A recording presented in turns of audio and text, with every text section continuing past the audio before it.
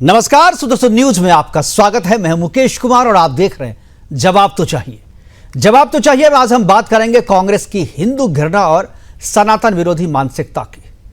इस हिंदू विरोधी मानसिकता के कारण ही कांग्रेस के राष्ट्रीय अध्यक्ष मल्लिकार्जुन खड़गे के बेटे और कर्नाटक सरकार के मंत्री प्रियांक खड़गे आरएसएस को प्रतिबंधित करने की बात कह रहे हैं। ऐसा नहीं है कि इस तरीके का बयान पहली बार दिया गया हो। कर्नाटक विधानसभा चुनाव के दौरान कांग्रेस ने बाकायदा अपने घोषणा पत्र में कहा था कि कर्नाटक में यदि सरकार बनी तो बजरंग दल को बैन कर दिया जाएगा। कर्नाटक में सरकार के शपथ लिए अब 2 साल से ज्यादा का समय बीत चुका है, लेकिन बजरंग दल पर बैन करना तो दूर, इस मामले पर सरकार के भीतर चर्चा तक नहीं हुई है। इसी वर्ष सितंबर में आरएसएस के 100 साल पूरे हो रहे हैं। आरएसएस के सामाजिक और राष्ट्र निर्माण के लिए किए गए कार्यों की चारों तरफ चर्चा हो रही है, जो कांग्रेस को तकलीफ दे रही है। आरएसएस की सांस्कृतिक राष्ट्रवाद और हिंदुत्व की सोच के कारण ही कांग्रेस के राजनीतिक रूप से कांग्रेस धीरे धीरे हाशिए पर सिमटते जा रही है। और यही वजह है कि कांग्रेस आरएसएस को खत्म करने और उस पर बैन करने की बात कर रही है। कांग्रेस का आरएसएस से नफरत करने की मुख्य वजह कांग्रेस की हिंदू और सनातन विरोधी सोच तो है ही, लेकिन नफरत करने की एक प्रमुख वजह आरएसएस का सांस्कृतिक राष्ट्रवाद भी है, क्योंकि इसी विचारधारा के कारण कांग्रेस देश की राजनीति में अप्रासंगिक होते जा रही है। प्रियंक खड़गे ने तो केवल आरएसएस पर प्रतिबंध की बात कही है, लेकिन इससे पहले आरएसएस पर कांग्रेस 3 बार प्रतिबंध लगा भी चुकी है और उसे हटाया भी जा चुका है। आरएसएस के सामाजिक और राष्ट्रहित के किए कार्यों के लिए उनकी तारीफ भी कांग्रेस कर चुकी है। आज अपने प्रोग्राम में हम चर्चा करेंगे कि क्या आरएसएस पर प्रतिबंध लगाने की बात कह कांग्रेस अपने मुस्लिम वोटरों को खुश करना चाहती है। क्या बजरंग दल की तुलना पीएफआई जैसे आतंकी संगठन से करना और आरएसएस को कम्युनल संगठन कहना कांग्रेस के हिंदू घृणा को प्रदर्शित करता है। क्या कांग्रेस को आरएसएस से डर लगता है? ये सबसे अहम सवाल है, इस पर हम चर्चा करेंगे। और चर्चा को आगे बढ़ाने के लिए हमारे साथ कुछ मेहमान होंगे, उनसे मैं आपका परिचय करवाऊंगा। लेकिन पहले एक रिपोर्ट हमने तैयार की है। प्रियांक खड़गे की जो बाइट आई है, जो प्रतिक्रिया है, उस पर हमने ये रिपोर्ट तैयार की है। पहले आप रिपोर्ट देखिए, उसके बाद मेहमानों से परिचय करवाएंगे और फिर चर्चा की शुरुआत करेंगे। देखते हैं रिपोर्ट।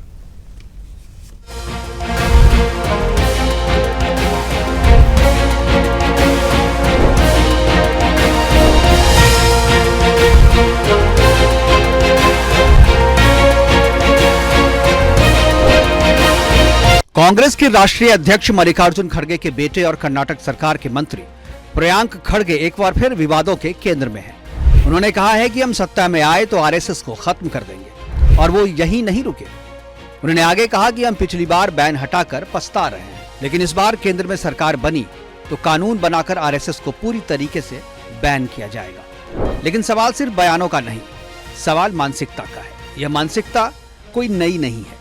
प्रियांक खड़गे से पहले भी आरएसएस को खत्म करने, उसे बैन करने और बदनाम करने की कोशिशें हो चुकी है, लेकिन हर बार उनकी कोशिशें नाकाम रही है। 1948 में महात्मा गांधी की हत्या के बाद नेहरू सरकार ने संघ पर बैन लगा दिया था। 1975 में आपातकाल के दौरान इंदिरा गांधी ने भी आरएसएस को प्रतिबंधित किया था। 1992 में बाबरी विध्वंस के बाद भी संघ को देश की एकता के लिए खतरा बताया गया था कांग्रेसियों के द्वारा, और अब 2025 में प्रियंक खड़गे उसे खत्म करने की बात दोहरा रहे हैं। लेकिन संघ के सामाजिक सरोकार और स्वयंसेवकों की समाज और राष्ट्र के प्रति समर्पण ने नेहरू को भी आरएसएस की प्रशंसा करने के लिए मजबूर किया था। 15 अगस्त 1949 को लालकोट से नेहरू जी ने आरएसएस की प्रशंसा करते हुए कहा था कि संघ जैसे संगठन भी राष्ट्रीय संकट के समय देश के लिए आगे आते हैं तो हमें उनकी सराहना करनी चाहिए। 1971 में इंदिरा गांधी ने कहा था कि बांग्लादेश से लड़ाई के दौरान राहत शिविर में आरएसएस ने जो अनुशासन और समर्पण दिखाया वह सराहनीय है, लेकिन राजनीतिक मजबूरी के कारण नेहरू और इंदिरा ने आरएसएस के खिलाफ भी बयान दिए थे। नेहरू ने संघ को कम्युनल फोर्स कहा था, इंदिरा गांधी ने एक्सट्रीमिस्ट ऑर्गेनाइजेशन, और राहुल गांधी उसे Hindu version of Muslim brotherhood तक कह डाला था। अब प्रियंक खड़गे ने कहा है कि केंद्र में हमारी सत्ता आती है तो हम इसे कानून बनाकर बैन करेंगे। लेकिन इतिहास गवाह है, संघ पर हमला करने वालों को कभी भी राजनीतिक लाभ नहीं मिला। नेहरू के दौर में संघ और मजबूत हुआ। आपातकाल के बाद संघ के प्रचारक सत्ता में पहुंचे। बाबरी विध्वंस के बाद संघ की पैठ और गहरी हुई और आज नरेंद्र मोदी जैसे प्रचारक प्रधानमंत्री की कुर्सी पर हैं। यानी संघ पर हमला विपक्ष के लिए हमेशा आत्मघाती साबित हुआ है। फिर भी ये बयानबाजी और कोशिशें थमती नहीं। क्यों? क्योंकि कुछ राजनीतिक शक्तियां उस सांस्कृतिक चेतना को नहीं समझती जो संघ के जरिए समाज में फैलती है। संघ की शक्ति उनकी शाखाओं, सेवा कार्यों और अनुशासन में है। वो स्कूल खोलता है, राहत पहुंचाता है और सामाजिक समरसता की बात करता है, पर ये विरोधी सिर्फ झूठ, डर और नफरत फैलाकर उसे बदनाम करने और खत्म करने की चाह रखते हैं। प्रियंक खरगे का बयान सिर्फ आरएसएस पर हमला नहीं है, ये भारत की सांस्कृतिक परंपरा और सनातन जीवन मूल्यों पर चोट भी है। जो धर्म हमें वसुधैव कुटुंबकम सिखाता है, उसे डेंगू मलेरिया बताना केवल अज्ञान नहीं, एक सुनियोजित वैचारिक हमला है। और यही सबसे बड़ा सवाल है कि जिस संघ को हर बार खत्म करने की बात की गई, वो हर बार पहले से अधिक मजबूती से क्यों लौटा? क्या ये बयानबाजियां विरोधियों को ही कमजोर नहीं कर रही? क्यों संघ पर हमला हर बार एक राजनीतिक आत्मघात बनकर सामने आता है? जवाब तो चाहिए। Bureau report, Sudarshan news.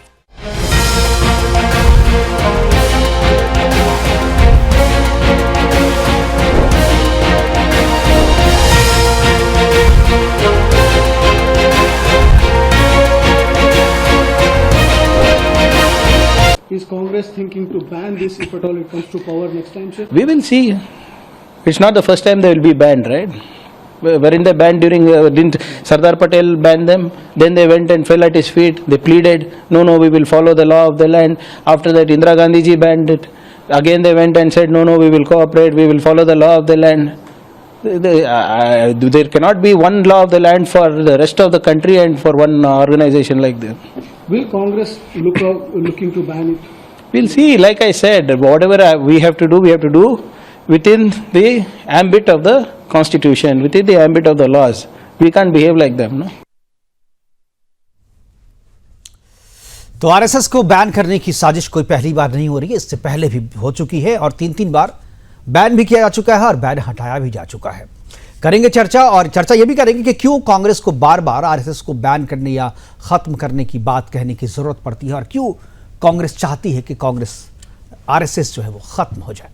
करेंगे चर्चा, और चर्चा को आगे बढ़ाने के लिए हमारे साथ कुछ मेहमान हैं, उनसे मैं परिचय करवा दूं। आपका राजवीर शर्मा जी आरएसएस विचारक के तौर पे वो हमारे साथ अभी थोड़ी देर में जुड़ेंगे। महावीर मोहिते कांग्रेस के प्रवक्ता है, वो हमारे साथ जुड़ेंगे। अनिल गर्ग जी राजनीतिक विशेषज्ञ के तौर पे और मुस्लिम स्कॉलर के तौर पे हमारे साथ असगर खान साहब जुड़ चुके हैं, जो कि अधिवक्ता भी है, सीनियर अधिवक्ता है, सुप्रीम कोर्ट पे प्रैक्टिस भी करते हैं।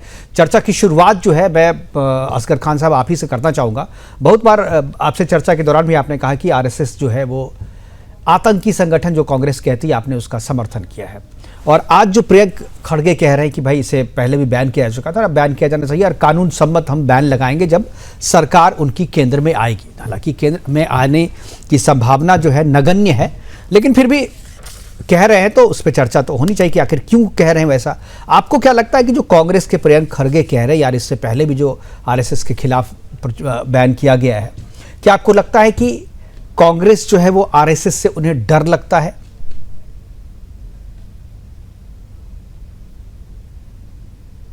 आपकी आवाज नहीं आ रही है असगर खान साहब, पे अनम्यूट करें पहले अपने आप को। अनम्यूट है लेकिन हाँ आ रही है, आ रही है, अब आ रही है जी। इस बात को तो देखिए कोई कांग्रेस के प्रवक्ता ही बता पाएंगे कि उनको डर लगता है या नहीं। बहरहाल हम अगर अपनी बात करें या जनरल बात करें जी, तो यह मुल्क हम सबका है, हमको किसी से भी किसी को कोई डर नहीं लगता। हम सब एक दूसरे के लिए एक दूसरे से प्यार करते हैं, अपने मुल्क से प्यार करते हैं। और ये आज का टॉपिक जो है आपका वो इसी से मुताल्लिक है जी, अपने मुल्क से प्यार करने से मुताल्लिक है। बिल्कुल कि अगर किसी भी ऑर्गेनाइजेशन से कोई भी ऑर्गेनाइजेशन हो, यूं तो जमात इस्लामी पे भी लगा है, सिमी पे भी बैन लगा है, आरएसएस पे भी लगा है, वो 1948 में लगा, 1949-48 में लगा, 1975-77 में लगा, फिर लास्ट में 1992 में भी कांग्रेस 92-93 में कांग्रेस ने लगाया आरएसएस पे।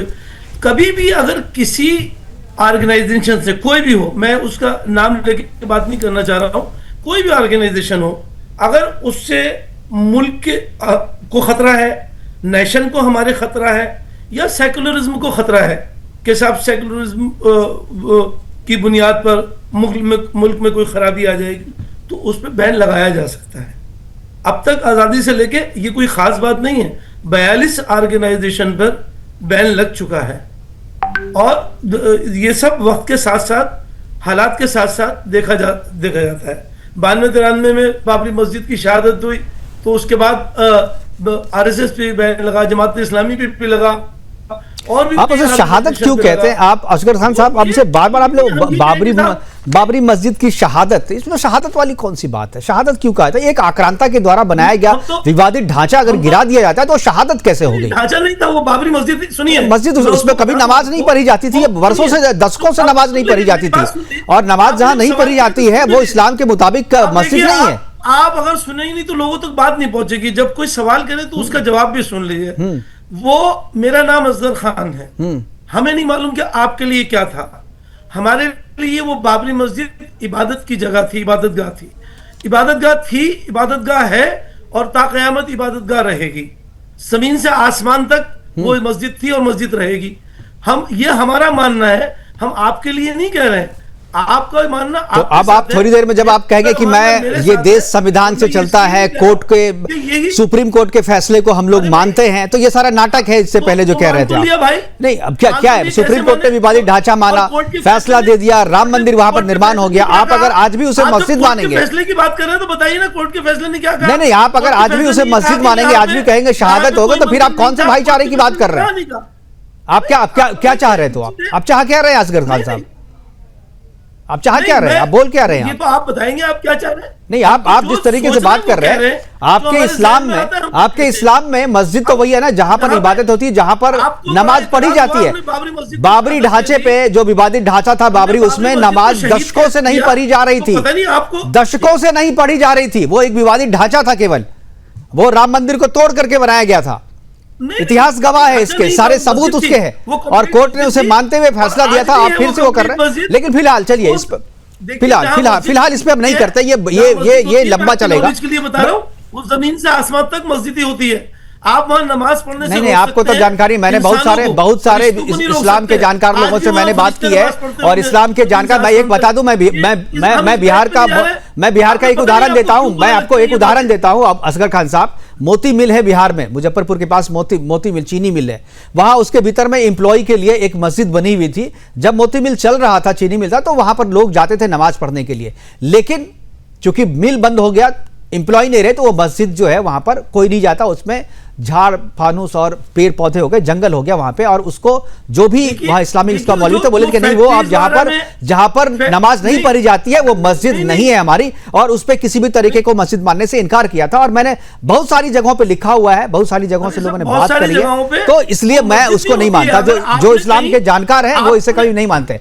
सिग्रीवाल जी हमारे साथ जुड़ गए, ठीक है सर, सिग्रीवाल जी हमारे साथ जुड़ गए हैं। जिस आंदोलन की आप बात कर रहे हैं उस आंदोलन के गवाह रहे हैं, जिस आंदोलन की आप बात कर रहे हैं उस आंदोलन के गवाह रहे हैं, उसमें उन्होंने बढ़ चढ़ के हिस्सा लिया था, और जनार्दन सिंह सिग्रीवाल सांसद भी हैं बीजेपी के, वो बताएंगे आज हमारे साथ। सिग्रीवाल जी, आरएसएस को बैन करने की बात होती है, कांग्रेस हाशिए पे सिमटते जा रही है, उनको लग रहा है इसकी प्रमुख वजह जो है वो आरएसएस है। क्या आपको लगता है कि जो कांग्रेस है, कांग्रेस को आरएसएस से डर लगता है, इसलिए कुछ समय, हर एक अंतराल के बाद जो है वो आरएसएस को बैन करने की बात कहती है? देखिए, असगर साहब मैं आऊंगा आपके पास। असगर साहब, अभी आप सिग्रीवाल जी को सुनिए जी। दुनिया की ताकत बंद और बैंड नहीं लगा सकती है जी। आरएसएस स्वयं में देश के हित में, राष्ट्र के हित में काम करने वाली एक स्वतंत्र संस्था है, जो देश के हित में काम करती है, सबके साथ सबके विकास के गति को और गतिमान बनाने की दिशा में काम करती है। कोई भी उसके लिए, देश उसके लिए सर्वोपरि है, और देश के हित में काम करना उनका मुख्य उद्देश्य है। हम सबको जोड़ कर करके चलने का काम करते, इसलिए जिन्होंने अगर ख्याली पुलाव बनाया हो, मुंगेरी लाल के सपना देख लिया हो कि मैं आरएसएस को बैंड कर दूंगा, तो उनके सपने वैसे ही संजो करके रखे, सपने उनके कभी पूरे नहीं होने वाले हैं। आरएसएस इस स्थिति में आज दुनिया के सामने खड़ी है, देश के हित में। एक नहीं, अनेकों ऐसे उदाहरण है कि आरएसएस ने विपरीत परिस्थिति में देश के लिए काम किया है। मैं अभी नहीं, कांग्रेस की सरकार थी, बिल्कुल कांग्रेस की सरकार में भी जब बगल के देश से लड़ाई हो रही थी, तो उस समय आरएसएस भी अपना हर कीमत देश के हित में लगाने का काम किया। कहीं भी ऐसे भी कोई अगर बात आ जाए जहां देश के हित की बात हो, समाज के हित की बात हो, तो वहां आरएसएस आगे बढ़ चढ़ करके काम करती है। आरएसएस कोई व्यक्ति नहीं है, आरएस एक राष्ट्र की एक ऐसी संस्था है को देश के हर लोगों के लिए, हर लोगों के और हर समय पर देश के हित में तैयार रहती है, तत्पर रहती है। उसके अपने स्वार्थ कुछ नहीं, उनका एक अपना खाली है कि हम देश के हित में काम करेंगे, देश के लिए हमें जो अपना कुर्बानी भी देना होगा तो देंगे। देश के प्रश्न पर, राष्ट्र के प्रश्न पर हम कोई समझौता कतई न किए हैं, न करने का हम काम करेंगे। यह आरएसएस की माने अपनी एक अलग पहचान है। मैं तो स्वयं का स्वयं सेवक हूं, मुझे अपने गर्व होता है कि हम सब स्वयं के स्वयं सेवक हैं और इस तरीका से काम करते हैं। और चाहे वह हर स्तर पर हम कहते हैं, चाहे वह जल संरक्षण की बात हो, प्लास्टिक मुक्ति की बात हो, वन संरक्षण की बात हो, चाहे आदिवासी क्षेत्र में काम करने की बात हो, एकल विद्यालय की बात हो, ऐसे तमाम चीजों पर मैं एक उदाहरण के तौर पर उदाहरण दे तो सैकड़ों उदाहरण आरएसएस के अपने 100 साल के पूरे हो रहे हैं, तो उसमें सैकड़ों ऐसे उदाहरण है कि देश के उन्नति के लिए, देश के विकास के लिए और देश के समस्याओं के निदान के लिए आरएसएस ने आगे बढ़ चढ़ करके काम करने का काम किया है।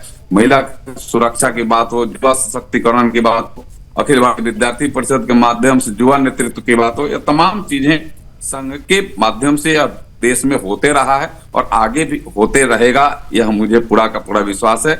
और जिन लोगों ने ख्याली पुलाव बनाया है, जिन लोगों ने सपने देख रखे हैं कि आरएसएस को बैंड कर देंगे, वह दिन लद गए, वह दिन अब नहीं आने वाला है आरएसएस के समाज पर। क्योंकि देश ही स्वयं आगे आ जाएगा जो कोई अगर ऐसे मन के बात भी रखेगा कि हम आरएसएस को बैंड करेंगे। बिल्कुल, राजवीर शर्मा जी हमारे साथ हैं, आरएसएस विचारक। अभी मैं सुन रहा था, जी अभी मैं सुन रहा था मैं कि अयोध्या में प्रभु राम विराजमान हो गए हैं। वह बाबरी मस्जिद कभी नहीं था, वह तो विवादित एक ढांचा लोगों ने उस समय तैयार किया, लेकिन देश को एक ऐसा नेतृत्व मिला और देश को न्यायालय पर जो विश्वास हुआ, न्यायालय ने भी एक ऐसा सख्त निर्णय दिया जो लंबे समय से, लगभग 500 वर्षों से वह लंबित था मामला। आज वहां पर प्रभु राम बाल स्वरूप में विराजमान है, देश के कल्याण के लिए, दुनिया के कल्याण के लिए, और भारत विश्वगुरु बने इस दिशा में। असगर साहब बीच में नहीं, मैं आ जाऊंगा करने का काम कर। इसलिए हमें लगता है कि ऐसी बात करने वाले लोग सामाजिक समरसता को चूर करने का काम करते हैं।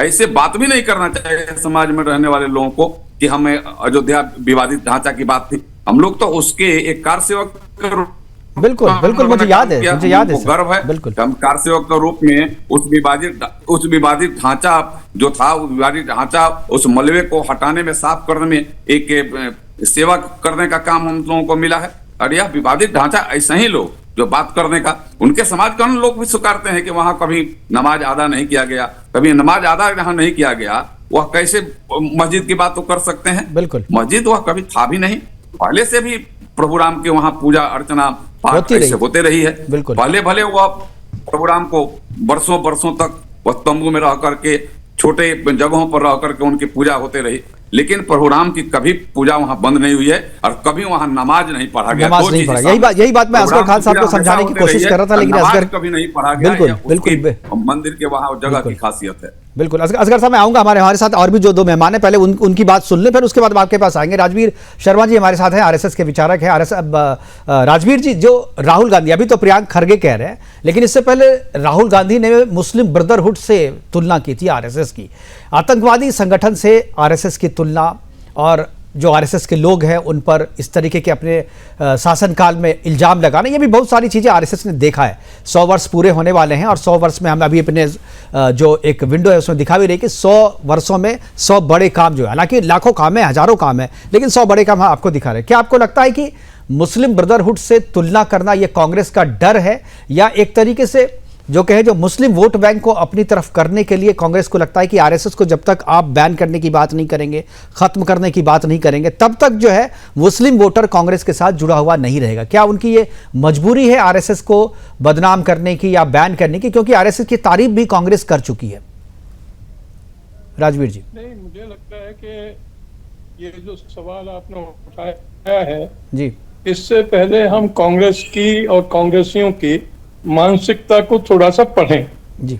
और मानसिकता चाहे वो राहुल गांधी की हो, चाहे उनके छुटभइये नेताओं की हो, क्योंकि छुटभइये नेता तो वही दोहराते रहते हैं, रोते रटाए तोते के तरीके से जो राहुल गांधी बोलते हैं। और प्रमुख रूप से ये जो प्रियंक खड़गे का बयान है, ये प्रदर्शित करता है, शो करता है कि कांग्रेस के मन में इतनी अधिक हिंदुत्व और हिंदुओं के लिए इतनी कड़वाहट और जहर भरा हुआ है कि वो कुछ भी बोल देते हैं, कुछ भी कह देते हैं। चाहते ये हैं, अब आपने देखा होगा कुछ समय पहले तमिलनाडु के मुख्यमंत्री और एक नेता ने, डीएमके के नेता ने ये कहा कि जो हिंदुत्व है और जो हिंदू धर्म है वो तो एक वायरस है, वायरस। बिल्कुल, डेंगू मलेरिया से तुलना की, जड़ से उखाड़ना पड़ेगा जी। मुझे लगता है कि ये सब के पीछे एक तो सबसे बड़ा कारण हिंदू के प्रति घृणा और हिंदुत्व के प्रति अज्ञानता है, और उनको इस मामले में न तो कोई जानकारी है ना उनको कोई समझ है। एक तो मैं आपको इसकी बैकग्राउंड ये बताना चाहता था कि क्यों दूसरे प्रियंक खड़गे जैसे नेता जो अपने ही राज्य में एक तरीके से इररिलेवेंट हो गए हैं, बहुत ज्यादा छपते नहीं हैं, इसलिए कभी कभार प्रेस की ध्यान अपनी ओर आकर्षित करने के लिए मीडिया अटेंशन पाने के लिए ध्यान देते हैं, क्योंकि हाँ जी मीडिया अटेंशन पाने के लिए मीडिया अटेंशन पाने के लिए खड़गे इस तरीके की बातें जो है वो करते रहते हैं। लेकिन मुझे लगता है राजवीर जी, शायद ये कांग्रेस की मजबूरी भी है, क्योंकि कांग्रेस जब तक आरएसएस और बीजेपी को गाली नहीं देगी तब तक जो उनके वोटर हैं वो उनसे खुश, तब तक उनको लगता नहीं कि ये हमारे जो है, जो हमारे लिए यही पार्टी है जो खासतौर पर जो मुस्लिम उन्हें वोट देते हैं। और असगर खान साहब कह रहे हैं कि वैसे तो आप ये देखें कि हर पार्टी को अधिकार है कि वो जैसे चाहे करे, लेकिन अगर कोई पार्टी देश के कॉस्ट पर, देश की कीमत पर, समाज की कीमत पर कोई आंदोलन या कोई कार्य करती है केवल अपने हितों को आगे बढ़ाने के लिए, तो मुझे लगता है कि ये देश के लिए खतरनाक है, देश के लिए एक चुनौती है। ऐसा नहीं होना चाहिए। बिल्कुल। और ये भी बात सच है जो आपने उठाया कि डर है आरएसएस का। आरएसएस तो एक ऐसी संस्था है जिसके पीछे लोग एक आंदोलन के चले जाते हैं। बिल्कुल, बैन लगाने के बाद उन्हीं सरकारों को मजबूर भी होना पड़ता है बैन हटाने के लिए। कांग्रेस ने 3 बार बैन लगाया और तीनों बार उसे हटाने के लिए मजबूर होना पड़ा। हमारे साथ अनिल गर्ग जी हैं, राष्ट्रीय स्वयंसेवक संघ से जुड़े हुए भी हैं। और अनिल गर्ग जी, मैं चाहूंगा कि आप इस पर बात करें कि क्या कांग्रेस जो है, कांग्रेस की मजबूरी है, क्योंकि कांग्रेस के भीतर भी बहुत सारे ऐसे लोग हैं जो आरएसएस की तारीफ करते हैं। मैंने व्यक्तिगत रूप से ये अनुभव किया है कि कांग्रेस के बहुत सारे नेता जब ऑफ द कैमरा बात करते हैं तो आरएसएस की तारीफ करते हैं, लेकिन जब ऑन द कैमरा आते हैं तो भाई उन्हें पार्टी की आइडियोलॉजी पे बात करनी होती है। तो क्या ये मजबूरी है कांग्रेस की कि आरएसएस को बैन करो, आरएसएस की आलोचना करो? अनिल जी, इससे पहले अपन इस पे बात करें जी, तो आप पहले कांग्रेस का इतिहास समझिए। मैं आपको थोड़ा पीछे ले जाना चाहता हूँ इतिहास में। 105 साल पुरानी बात करते हैं। अभी आप आरएसएस के 100 साल पूरे होने की बात करते हैं, मैं 105 साल पुरानी बात शुरू करता हूँ। आपको याद होगा, एक था खिलाफत आंदोलन, तुर्की के खलीफा के पक्ष में था एक खिलाफत आंदोलन, जिसके पक्ष में कांग्रेस खड़ी हुई थी। और आरएसएस के, उस समय तो आरएसएस नहीं था, लेकिन डॉक्टर हेडगेवार जी ने इसका विरोध किया कि हमारा तुर्की के खलीफा से क्या लेना देना है। और चूंकि उन्होंने विरोध किया और कांग्रेस उसके समर्थन में थी, तो इनको राजद्रोह मान लिया गया और डॉक्टर साहब को 1 साल के लिए राजद्रोह में गिरफ्तार करके जेल भेज दिया गया। बिल्कुल। और इस खिलाफत आंदोलन का परिणाम यह रहा कि उससे अगले साल मोपाला में दंगे हुए, जिसमें हजारों हिंदू मारे गए। लाखों हिंदू सर, लाखों हिंदू मारे गए। बिल्कुल। मैं और इससे आगे आ रहा हूं जी। हिंदू महासभा भी उस समय कांग्रेस का ही पार्ट होती थी, 1920 के समय, 1921 के समय। लेकिन 1923 में मदन मोहन मालवीय जी ने कहा कि ये कांग्रेस तो हिंदुत्व विरोधी है, हिंदू विरोधी है, हम इसके साथ काम नहीं कर सकते। तो उस समय मदन मोहन मालवीय जी और वीर सावरकर जी के नेतृत्व में हिंदू महासभा ने अलग स्टैंड लिया। उससे पहले तो वो कांग्रेस का ही पार्ट थी, उससे पहले तो डॉक्टर साहब भी कांग्रेस के ही पार्ट थे। क्यों उनको अलग जाना पड़ा कांग्रेस से? क्योंकि उन्होंने देख लिया कांग्रेस सिर्फ और सिर्फ मुस्लिम अपीजमेंट करती है, उसको कोई लेना देना नहीं हिंदुओं से, ना उसको बाकी चीजों लेना देना है। वो या तो ब्रिटिश के जो सरकार है उसके साथ उसकी जुगलबंदी चलती है, या फिर वो सिर्फ और सिर्फ हिंदुओं के खिलाफ जाती है और मुसलमानों का अपीजमेंट करती है। यही एक कारण था कि 1925 में डॉक्टर साहब को आरएसएस का संगठन का निर्माण करना पड़ा। इस संगठन का काम शुरू हुआ। एक बात अब आते हैं आरएसएस के काम पर।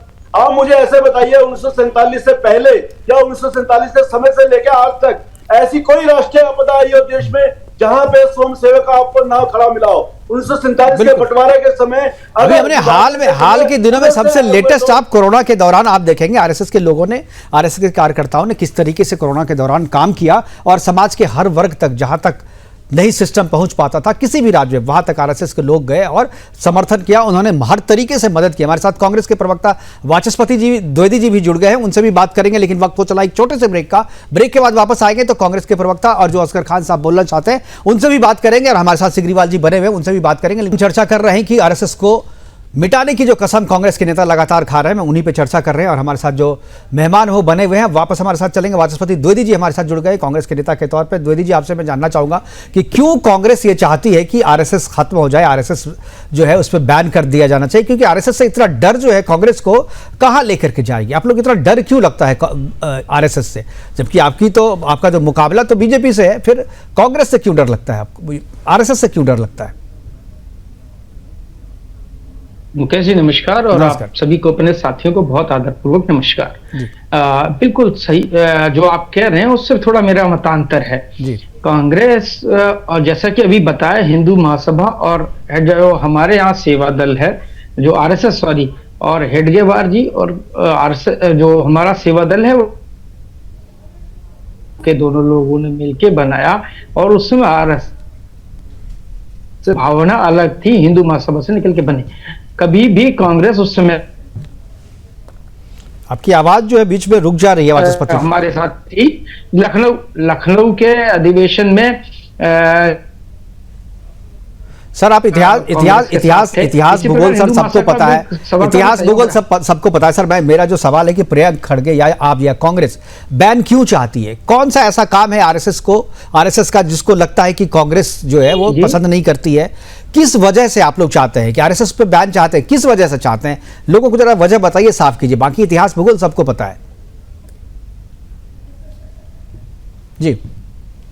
तात्कालिक जो 1947 की स्थितियां थी वही स्थितियां आज की स्थिति में हो रही, लेकिन यह प्रियंक खड़गे जी का बयान कांग्रेस का कोई बयान नहीं है, और इसको बहुत गंभीरता से नहीं लेना चाहिए, क्योंकि ना तो यह कांग्रेस अध्यक्ष का बयान है, ना हमारे नेता विपक्ष का बयान है। चलिए आपने सीधे खारिज ही कर दिया, जबकि आपके कांग्रेस के नेता राहुल गांधी जो है मुस्लिम ब्रदरहुड से जो है उसकी तुलना करते रहे। ठीक है, आप मैं समझ गया वाचस्पति जी। असगर खान साहब कुछ बोलना चाह रहे हैं, उसके बाद मैं सिग्रीवाल जी के पास जाऊंगा। जी असगर साहब, आपकी आवाज नहीं आ रही है। असगर साहब अनम्यूट करें अपने आप को। जी आवाज आ रही है? आ रही है जी। हमारे सांसद जी मोहतरम बैठे, मैं सिर्फ आपने जो बात कही है मैं उसके एक दो बातों का जवाब देना चाहता हूँ। बार बार देश के हित की बात की गई कि आरएसएस करती है, मुझे मालूम नहीं, मैं इसलिए अपनी जानकारी के लिए जानना चाह रहा हूँ, क्या महात्मा की हत्या देश के हित में थी? देश के विकास की बात करी, क्या देश के विकास के हित में थी? दूसरी बात आपने कही कि साहब कोर्ट ने भी कहा कि आपने भी कहा और हमारे एमपी साहब ने भी कहा कि साहब कोर्ट ने भी ये कहा कि बाबरी मस्जिद, अगर आप पूरा कोर्ट का फैसला पढ़े तो क्या कहा है, वहां की रिपोर्ट क्या थी, वहां पे कभी मंदिर नहीं था। जिस बात को आप बार बार दोहरा रहे हैं, ये कौन सा ऑर्डर पढ़ के आ रहे हैं आप? ये कौन सा ऑर्डर पढ़ के आ रहे हैं? कोई ऐसा नहीं है, मंदिर की बात नहीं। हाँ। मैं आपने जो कहा फैक्ट्री में एक मस्जिद थी, मैं उसका भी मैं जवाब दे दूं कि वो फैक्ट्री बंद हो गई तो मस्जिद खत्म हो गई।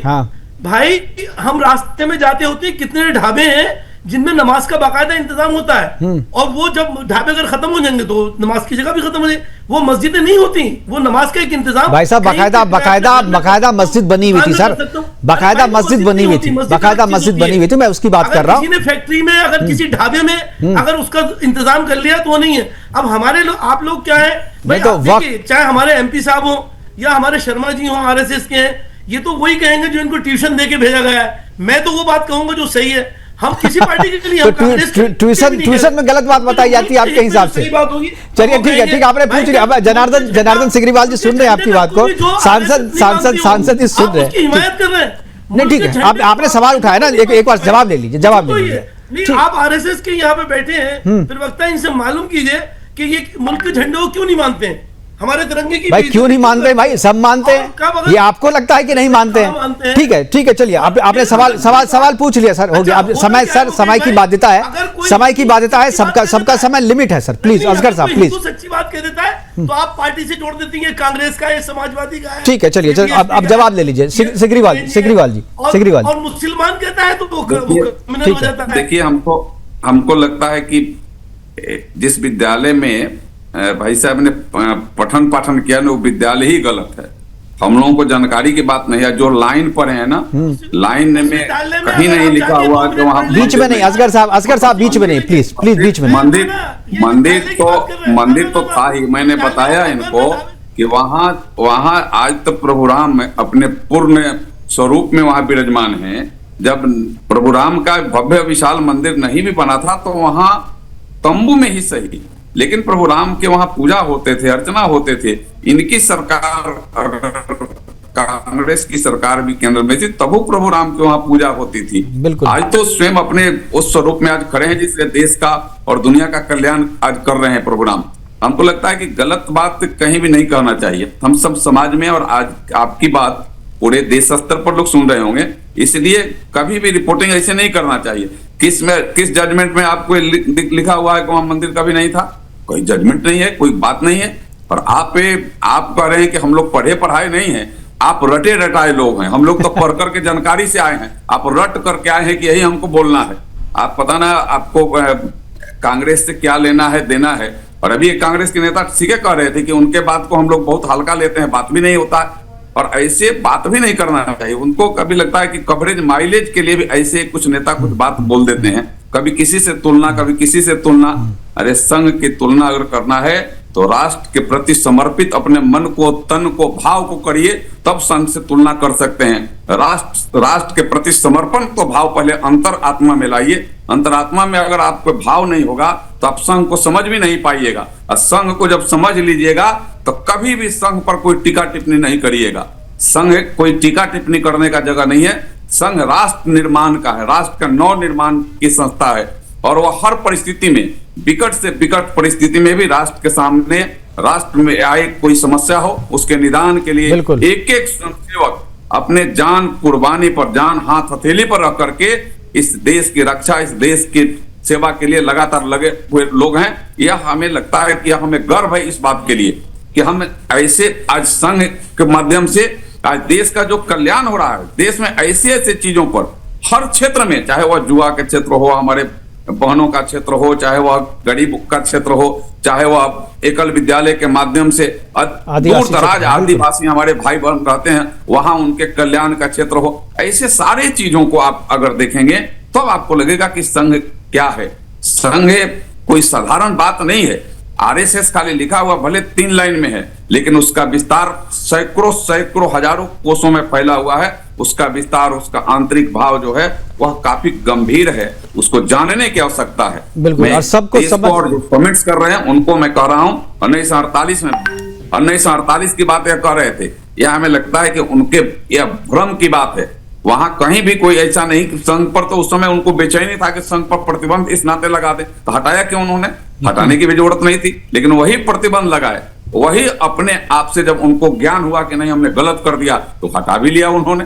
तो गलत कर करके वापस उन्होंने अपने स्वयं लेने का काम उन्होंने किया है। कभी भी संघ ऐसा अपने जीवन में अपने माध्यम से कोई ऐसा काम नहीं किया है जिसमें राष्ट्र का निहित हो। लेकिन एक चीज सिग्रीवाल जी एक चीज के लिए नहीं है तो उनके बेचैनी रहती है, उनके मन में ऐसा भाव जग जाता है कि संघ पर रोक दो, हम एकल किसी के लिए नहीं कर सकते हैं। हम तुष्टिकरण नहीं चाहते हैं। संघ कभी तुष्टिकरण की राजनीति किया है। संघ हमेशा राष्ट्रव्यापी राजनीति किया है, राष्ट्र के सर्वोपरि कल्याण की बात किया है और अपने कर्तव्य में कर करके उसको धरती पर उतारने का हमेशा प्रयास किया है और कर करके धरती पर उतारा भी है। बहुत सारे लोग अब कांग्रेस हैं, अलग जो पार्टियां हैं जिसके अभी नुमाइंदे बनने हुए हैं, वह तो अपने तुष्टिकरण की राजनीति करते हैं। इनके बारे में बिल्कुल ठीक है, हम राष्ट्र के बारे में सही कहा आपने, बिल्कुल सही कहा आपने सिग्रीवाल जी। समाज के लोगों के बारे में हम सोचते हैं, करते हैं और कर करके पूरा करने का काम करते हैं। जी सिग्रीवाल जी, फिर से मैं यह बताऊं जी कि राष्ट्र सर्वोपरि, राष्ट्र हित और राष्ट्र की एक एक लोगों का हित उसमें कोई जाति कोई धर्म हमारे लिए बड़ा नहीं है। हमारे लिए राष्ट्र और राष्ट्र में रहने वाले लोग सर्वोपरि हैं और भारत विश्वगुरु बने इस दिशा में आज संघ लगातार प्रयास कर रहा है, काम कर रहा है। हमें लगता है कि वह भी दिन आने वाला है कि भारत विश्वगुरु बनेगा। बिल्कुल बिल्कुल, इसमें संघ की भूमिका होगी और संघ का सहयोग भी होगा। बिल्कुल सही कहा सर। मेरे पास और भी हमारे पास वाचस्पति, हमारे पास समय थोड़ी जो है सीमा है समय में। मैं वाचस्पति जी के पास एक बार जाना चाहूंगा। वाचस्पति जी, आपने कहा कि प्रियंका खड़गे की बात को उतने सीरियसली लेने की जरूरत नहीं, हल्के से लेने की जरूरत, लेकिन क्या राहुल गांधी की बात को भी आप हल्के से लेंगे? राहुल गांधी ने ब्रदरहुड से तुलना की आरएसएस की, तो क्या कांग्रेस, आप प्रियंका खड़गे को तो आप ले सकते हैं आसानी से, लेकिन क्या राहुल गांधी जब इस तरीके की बातें करते हैं, जब एक आतंकवादी संगठन से आरएसएस की तुलना करते हैं, तो जो आरएसएस, जो कांग्रेस के भीतर में वैसे लोग हैं जो आरएसएस को समझते हैं, जैसे आप जैसे लोग हैं वो आरएसएस को जानते हैं, तो आप लोग क्या विरोध नहीं कर सकते? जिनको समझ में कि ये गलत हो तो आप लोग को आगे आकर के विरोध भी करना चाहिए, चाहे वो राहुल गांधी हो, चाहे सोनिया गांधी हो, चाहे प्रियंका खड़गे जैसे लोग हों।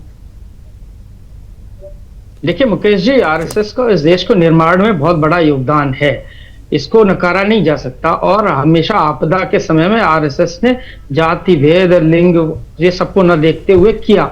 लेकिन जो आपातकाल में स्थिति हुई और आपको बाला साहब देवरस जी ने जिस तरीके से चिट्ठी लिखकर क्षमा मांगी, और इसके बाद जब उनकी बात इंदिरा जी से नहीं बनी तो उन्होंने विनोबा भावे जी को लिखा कि संघ से बैन हटाया जाए।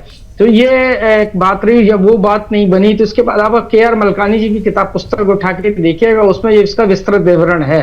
लेकिन ये मैं मानता हूं कि हमारा मतभेद जरूर उनके साथ हो सकता है, उनका काम करने का तरीका दूसरा हो सकता है, वो मनुवादी संगठन हो सकते हैं, जो उनका जो सरपरस्त होंगे, सरकारेबाई होंगे, वो ब्राह्मणी होंगे, ये बिल्कुल तय है। और उसके बाद वो हिंदू राष्ट्र बनाना चाहते हैं, इस पर हमारा मतांतर हो सकता है। लेकिन इस बात पर ये कह देना कि वो बिल्कुल राष्ट्रद्रोही है, ये शब्द से थोड़ा मैं बचना चाहूंगा। वो राष्ट्रद्रोही तो नहीं कह सकते, लेकिन हमारा वो हिंदू राष्ट्र बनाना चाहते हैं, ये उनकी कल्पना। तो इसमें गलत क्या है? आप नहीं चाहते कि हिंदू राष्ट्र हो? आप नहीं चाहते कि हिंदू राष्ट्र हो? हिंदू राष्ट्र होने में क्या दिक्कत है? आपको नहीं चाहिए क्या? आपको नहीं चाहिए हिंदू राष्ट्र? आपको हिंदू राष्ट्र नहीं चाहिए कि आपको इस्लामिक कंट्री चाहिए? जब हिंदू राष्ट्र लाएंगे तो आप मनुस्मृति को भी लाएंगे। चलिए ठीक है, मैं राजवीर जी कुछ बोलना चाह रहे हैं। राजवीर जी बोलना चाह रहे हैं। राजवीर जी। नहीं, मैं सिर्फ इतना कहना चाह रहा हूं कि भारत को हिंदू राष्ट्र बनाना नहीं चाहते। भारत तो पहले से ही हिंदू राष्ट्र है। हिंदू की जो परिभाषा है वो शायद समझ नहीं पा रहे हैं वो लोग जो आलोचना करते हैं इस मुद्दे पर।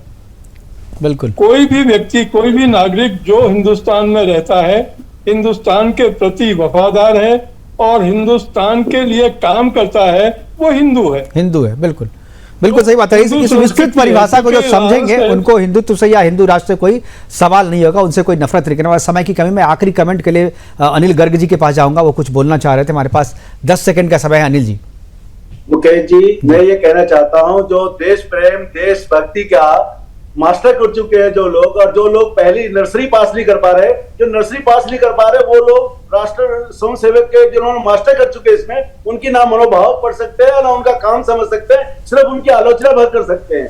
उनको समझ में नहीं आता कि आरएसएस का मतलब एक विचार है, आरएसएस एक संगठन नहीं है, एक मात्र संगठन कहकर उसको टाल नहीं सकते। ये लोगों के देशभक्ति का एक विचार है जो इतना फैल चुका है, जब तक बाहर समर्थ रहेगा तब तक स्वयंसेवक रहेंगे। और ये बिल्कुल, शायद आरएसएस को मिलता देशवासियों का जो समर्थन है, यही कांग्रेस के लिए जो है एक मुसीबत बनी पड़ी है। और कांग्रेस इसीलिए चाहती है कि आरएसएस बैन हो, ताकि उनका जो राजनीतिक आधार सिमटता जा रहा है उसमें कुछ खुलापन आए, वो फिर से जो है अपनी सत्ता पर काबिज हो सके। फिलहाल आज के इस बहस में, आज के इस प्रोग्राम में हमारे साथ जुड़ने के लिए जनार्दन प्रसाद सिग्रीवाल जी आपका बहुत बहुत धन्यवाद। अनिल गर्ग जी आपका, राजवीर जी आपका, वाचस्पति द्विवेदी जी आप हमारे साथ जुड़े थे, उनका भी, और असगर खान साहब आपका भी बहुत बहुत धन्यवाद। आप हमारे साथ जुड़े इस महत्वपूर्ण चर्चा में और अपनी बातें हमारे दर्शकों के साथ साझा की। लेकिन आरएसएस को बैन करने की जो मनसा है, जो सपना है, जो देख रहे हैं, और प्रियंका खड़गे ने जो कहा है कि अगर केंद्र की सत्ता में कांग्रेस आती है तो आरएसएस को वो बैन करेंगे, वो उसी तरीके की बात हुई कि ना राधा को 9 मन घी होगा और ना राधा नाचेगी। यानी